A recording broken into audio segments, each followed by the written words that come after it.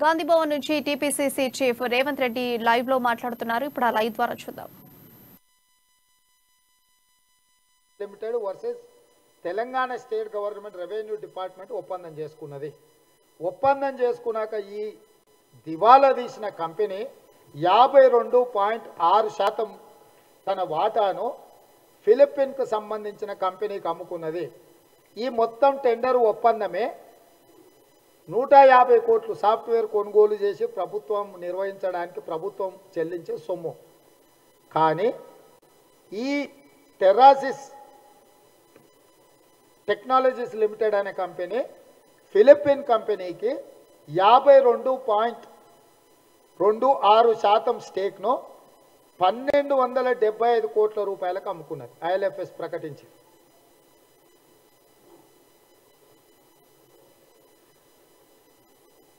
150 కోట్ల రూపాయలతోని వ్యాపారం చేసే సంస్థ చేసుకున్న ఒప్పందాన్ని 52.26% వాటాను ఫిలిప్పీన్కు సంబంధించిన కంపెనీకి 1275 కోట్ల రూపాయలకు అమ్ముకున్నది. ఆ కొనుక్కున్న కంపెనీ పేరు Falcon HD holding Philippines INC అంటే ఇన్కార్పొరేషన్. ఈ కంపెనీ కొనుగోలు చేసింది. ఎంతకు? 1275 కోట్ల రూపాయలకు కొన్నది. ఈ కంపెనీ గొప్పతనం ఏందని చూస్తే ఈ కంపెనీ కొనుగోలు చేసింది ఎప్పుడయ్యా అని అంటే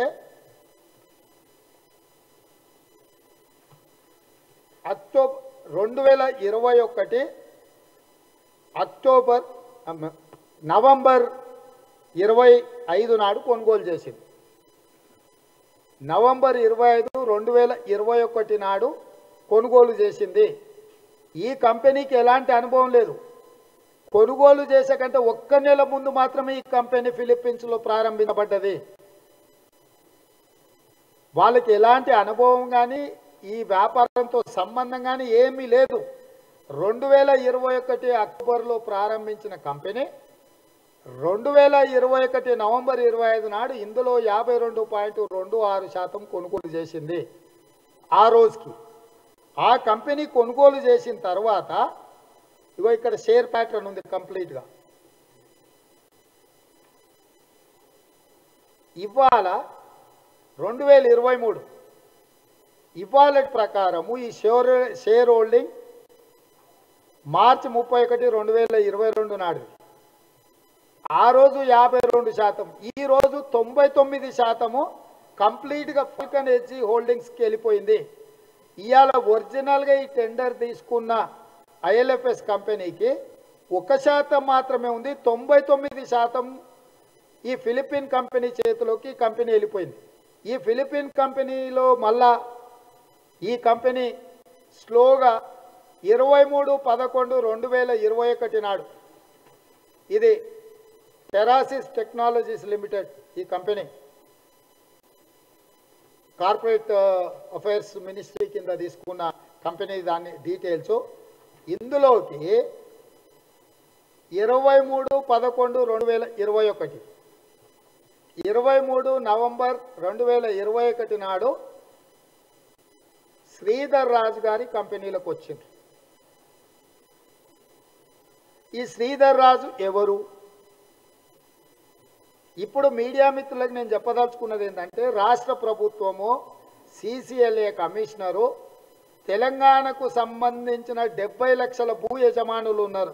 దాదాపుగా 70 లక్షల భూ యజమానులకు సంబంధించి రాష్ట్రానికి స్వతంత్రం వచ్చినప్పటి నుంచి 75 సంవత్సరాలు ఈ శాఖను నిర్వహించిన రెవెన్యూ శాఖను ధరణి పోర్టల్ ద్వారా ఐఎల్ఎండ్ఎఫ్ఎస్ కంపెనీకి అమ్మిండు. ఐఎల్ఎండ్ఎఫ్ఎస్ కంపెనీ నిర్వహించే కంపెనీ పేరు పెట్టింది Terasis Technologies Limited. Terasis Technologies Limited company అందులో 99% వాటాన్ని ఫాల్కన్ హెచ్డి హోల్డింగ్ ఫిలిప్పీన్స్ అనే కంపెనీకి 99% అమ్మేసిండ్రు. ఇవాళ ఒరిజినల్ కంపెనీ దగ్గర 1% ఉంది. ఈ ఫిలిప్పీన్ కంపెనీలోకి డైరెక్టర్గా ఈ టెరాసిస్ కంపెనీలోకి డైరెక్టర్గా ఈరోజు శ్రీధర్ రాజు వచ్చిండు. ఇక్కడ శ్రీధర్ రాజు అని ఉంది. 23/11/2021 నాడు శ్రీధర్ రాజు వచ్చాడు. ఇప్పుడు ఈ శ్రీధర్ రాజు అనేట ఆయన చేతులకు కంప్లీట్గా ధరణి పోర్టల్ అనేది వెళ్ళిపోయింది. శ్రీధర్ రాజు గారికి యువరాజు కల్వకుంట్ల తారకరావు గారికి ఏం బంధుత్వం ఉంది, ఏం సంబంధం ఉంది అని నేను ఆరోపణ చేస్తలేను.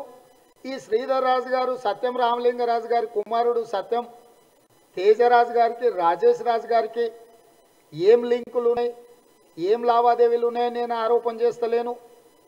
ఇవాళ ఎక్కడ మొదలైంది, ఇది ఎక్కడికి వెళ్ళింది, ఏ దేశానికి వెళ్ళింది, ఏ దేశం నుంచి మళ్ళా ఎవరి దగ్గరకు వచ్చింది, ఆ దగ్గరకు వచ్చిన ఆయన ఇవాళ ఈ వ్యవహారాలను ఏం చేస్తున్నాడు, ఈ కంపెనీ డీటెయిల్స్ ఇవి. ఇప్పుడు ధరణి గురించి మళ్ళీ వెళ్ళిపోద్దాం.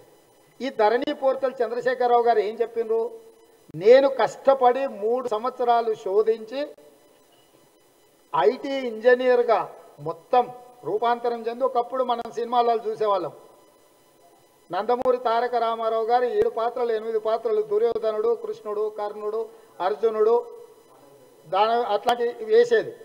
మన చంద్రశేఖరరావు గారు కూడా సాగునీటికి సాగునీటి ఇంజనీరు, ఐటీకి ఐటీ ఇంజనీరు, రెవెన్యూ శాఖకు రెవెన్యూ, అన్నిటికీ మన చంద్రశేఖరరావు గారు దశావతారాల ఇంజనీర్ అవతారం అయితే ధరణి పోర్టల్ కనిపెట్టిన అని అన్నాడు.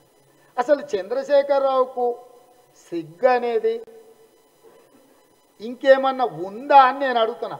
ఈ ధరణి పోర్టల్ గురించి, ఈ ధరణి పోర్టల్ అని 2008లోనే ఒరిస్సా గవర్నమెంట్ టెండర్ పిలిస్తే IL&FS అనే కంపెనీ ఈ ధరణి పోర్టల్తో టెండర్ వేసింది.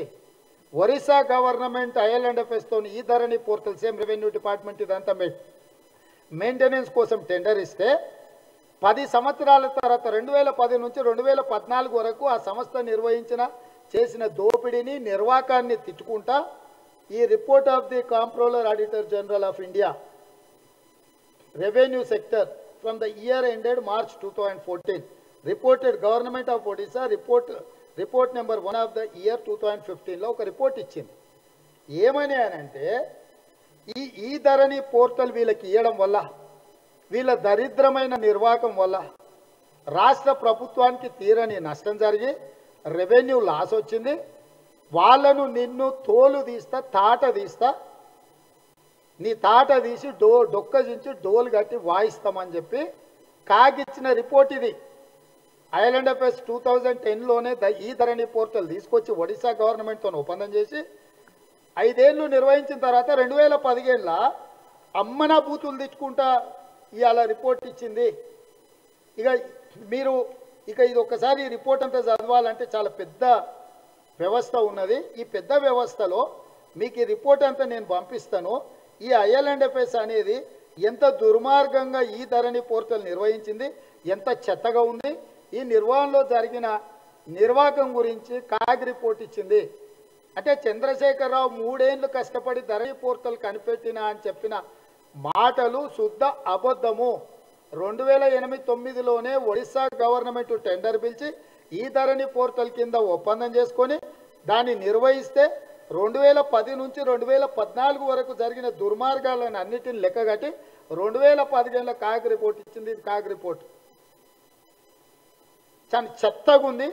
ఈ నిర్వహణను మీరు ఈ ధరణి పోర్టల్ IL&FSకి ఇవ్వకుండా సెంట్రల్ గవర్నమెంట్ ఈ పోర్టల్ నిర్వహణ కేంద్ర ప్రభుత్వ పరిధిలోని NIC అంటే నేషనల్ ఇన్ఫర్మేటిక్స్ సెంటర్కి అప్పగిస్తే బాగుండు అని కూడా ఈ ధరణి పోర్టల్ మీద కాగు నివేదిక ఇచ్చింది. ఇందులో ఉంది.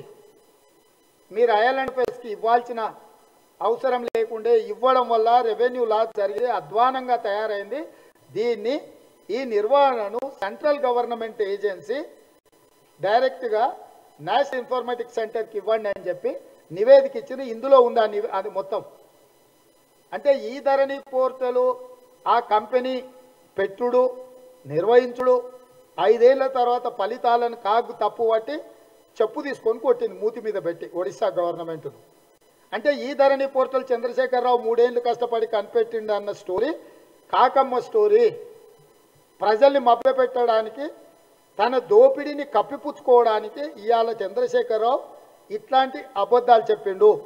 ఆ తర్వాత ఈ ధరణి పోర్టల్లో ఈ కంపెనీ ఏదైతే 52% 1275 కోట్ల రూపాయలకు అమ్ముకున్నది IL&FS. అంటే విపరీతంగా ప్రాఫిట్ మేకింగ్ అన్నట్టే కదా.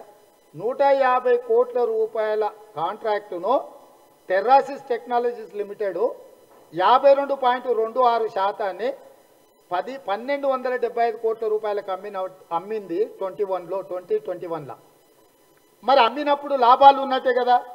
మరి ఈ టెర్రాసిస్ టెక్నాలజీస్ కంపెనీ 25 మార్చి 2023 నాడు రిజిస్ట్రార్స్ ఆఫ్ కంపెనీస్కి ముంబై కంపెనీకి ఒక లెటర్ పెట్టింది. టెర్రాసిస్ టెక్నాలజీస్ లిమిటెడ్ 25/3/2023 నాడు ఒక లెటర్ సబ్మిట్ చేసింది సిఎస్ఆర్ ఫండ్స్కు సంబంధించి. Subject clarification with regard to form CSR 2 reason for not spending the CSR amount. దీంట్లో would like to bring to your kind notice that company is filing the form of CSR 2 since the provisions of the section 135 of Companies Act 2013 is applicable to the company, but the company's average net profit of preceding 3 years is negative, so the company could not spend the CSR amount. అంటే దీని అర్థం ఏంటంటే ₹1 కూడా మాకు లాభం లేదు, మేము దివాలా తీసినాము, మేము అందుకే కార్పొరేట్ సోషల్ రెస్పాన్సిబిలిటీ కింద ₹1 కూడా మేము ఖర్చు పెట్టలేదు, మా దివాలా కంపెనీ అని చెప్పి కంపెనీస్ ముందల టెర్రాసిస్ టెక్నాలజీస్ లిమిటెడ్ అనే కంపెనీ ఈ లెటర్ పెట్టింది. ఇప్పుడు ఇన్ని 100 కోట్ల రూపాయలు పెట్టి కొనుగోలు చేసి ఇవన్నీ చేస్తున్న ఈ ప్రభుత్వము వీళ్ళ కంపెనీలకు ఇచ్చి దివాలా తీసిన కంపెనీలతో వ్యాపారాలు చేస్తుంది. ఇప్పుడు నేనేం చెప్పదలుచుకున్నా అంటే ఇందులో రిజిస్ట్రేషన్ చేసుకోవాలంటే అంటే ఇప్పటి నుంచి ఇంకా నేను స్పష్టమైన ఆరోపణలు ప్రభుత్వం మీద చేస్తుంది. ఇప్పటి వరకు ఇదంతా వ్యవస్థ ఎట్లా నడుస్తుంది, వ్యవస్థలో చంద్రశేఖరరావు ఏం చెప్పిండు, చంద్రశేఖరరావు చెప్పింది ఎట్లా తప్పు, ఈ ధరణి పోర్టల్ అనేది ఈయన కనిపెట్టిన అల్లావుద్దీన్ అద్భుత దీపం కాదు, ఇది ఎప్పుడో ఉంది. ఆ దరిద్రాన్ని తీసుకొచ్చి ఒరిస్సాలో దీన్ని ప్రయోగం చేసి ఇది విఫలమైంది, ఇది దిక్కుమాలింది, దీన్ని తీసి బంగాళాఖాతంలో పడేయండి, దీన్ని కేంద్ర ప్రభుత్వ రంగ సంస్థకు సంబంధించిన దానికి ఇవ్వండి అని కాగ్ నివేదిక ఇచ్చినాక 5 ఏళ్ల తర్వాత చంద్రశేఖరరావు నేను కనిపెట్టినది, మా అమ్మాయి పుట్టింది, నేనే పుట్టించిన దీన్ని, ఇంకా నేనే మొత్తం రాత్రంతా కష్టపడి పుట్టించిన, ఈ పుట్టించింది నా పిల్లని, ఇంకా దీన్ని ఎత్తుకొని మీరు అందరూ ముద్దాడు అని చంద్రశేఖరరావు చెప్తున్నాడు. ఇది అబద్ధము. ఇప్పుడు ఈ ధరణి పోర్టల్లో ఇప్పటి వరకు 25 లక్షల ట్రాన్సాక్షన్స్ జరిగినాయి. ఏదైతే అక్టోబర్ 29, 2020 నుంచి ఈ రోజు వరకు దాదాపుగా 25 లక్షల లావాదేవీలు జరిగినాయి. సరాసరిగా రిజిస్ట్రేషన్ అండ్ స్టాంప్స్ అంటే రిజిస్ట్రేషన్లు చేసుకోవడం అనుకో, రిజిస్ట్రేషన్ల కోసం చేసుకోవడానికి ఏదైనా సొమ్ము చెల్లించి చేసుకోకపోవడం అనుకో, సమస్యలు అనుకో, దాదాపుగా ఈ 20-22 నెలలల్లా 50,000 కోట్ల రూపాయల లావాదేవీలు జరిగినాయని ఒక అంచనా. 50,000 కోట్ల రూపాయలు మీరు ఒక రిజిస్ట్రేషన్ చేసుకోవాలనుకుంటే, ఇవాళ జూబ్లీ హిల్స్లో ఒక ప్లాటు రిజిస్ట్రేషన్ చేసుకోవాలనుకుంటే, ఒక 1000 గజాల ప్లాటు రిజిస్ట్రేషన్ చేసుకోవాలనుకుంటే దాని స్టాంప్ డ్యూటీ ఒక 20 లక్షలు కట్టాల్సి వచ్చింది అనుకో. 20 లక్షల రూపాయలు మీరు చెల్లించిన తర్వాతనే మీకు స్లాట్ బుక్ అవుద్ది. ఈ డబ్బులు ప్రభుత్వం ఇంతకుముందు ₹20 చాలానా కట్టాలన్నా ఎస్బీఐ గన్ ఫౌండరీకి పోయి చాలానాల మేజర్ అకౌంట్, మైనర్ అకౌంట్ అని రాసి ప్రభుత్వ ఖజానాలో జమ అయ్యేది మనం ఏం కట్టినా కూడా. ఇవాళ ధరణి పోర్టల్ వల్ల నువ్వు ఎన్ని లక్షల కోట్లు కట్టు, నువ్వు కట్టినెంబడే ధరణి పోర్టల్ ఇప్పుడు శ్రీధర్ రాజు ఉన్న కంపెనీలకు వెళ్ళిపోతున్నాయి పైసలు, గవర్నమెంట్ ఖాతాలకు ప్రభుత్వ ఖాతాలకు పోతలేవు. ఇవాళ ఎవరు రిజిస్ట్రేషన్ చేసుకోవాలనుకున్నా, ఎవరు ఏ సమస్య పరిష్కారం కోసం ఆన్లైన్లో మీరు పైసలు కడితే ఈ పైసలు సరాసరి శ్రీధర్ రాజు గారు నిర్వహించే టెర్రాసిస్ టెక్నాలజీస్ లిమిటెడ్లో ఐసిఐసి బ్యాంకుల్లో 7 అకౌంట్లు ఉన్నాయో ఫస్ట్ పోయి రాజుగారి ఖాతాలో పైసలు పడతాయి. రాజుగారి ఖాతాలో పైసలు పడ్డ తర్వాతనే నీకు స్లాట్ బుక్ అవుద్ది. ఇక్కడే ఉన్నది మతలబ్. ఇవాళ 150 కోట్ల టెండర్ది 52% 1275 కోట్లకు కొనుక్కున్నాడు. తర్వాత 99% ఈ ఫాల్కన్ కంపెనీ కొనేసింది. ఏది 1 నెల ముందు ఉట్టి ఏమీ లేని ఫిలిప్పీన్ కంపెనీ 99% కొనేసింది. ఇవాళ 1% ఐలాండ్ ఎఫ్ఎస్ దగ్గర ఉంది. అంటే 99% ఎవడి దగ్గరకో వెళ్ళింది. ఎవడి దగ్గరకో వెళ్ళిన కంపెనీలో శ్రీధర్ రాజు వచ్చిండు అంటే ఈ మొత్తం వ్యవస్థ 99% శ్రీధర్ రాజు దగ్గరకు వచ్చింది.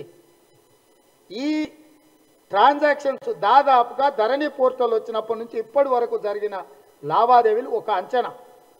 నేను కొంతమంది అధికారులతోని కొంతమందితో మాట్లాడితే దాదాపుగా 22 నెలలలో ఒక 50,000 కోట్ల రూపాయల లావాదేవీలు జరిగినాయి. ప్రజల నుంచి